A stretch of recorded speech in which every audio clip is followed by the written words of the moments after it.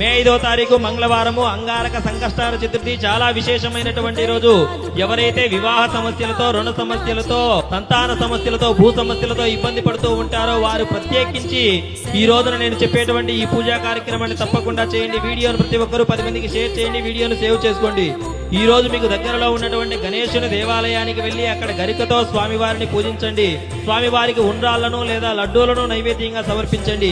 అదే విధంగా నవగ్రహాలలో ఉన్నటువంటి అంగారక గ్రహాన్ని లేదా కుజగ్రహాన్ని మీరు విశేష ఎరుపు రంగు పూలతో మరియు ఎరుపు రంగు వస్త్రాన్ని స్వామివారికి సమర్పించండి. అష్టోత్తర శతనామాలతో స్వామివారిని పూజించండి.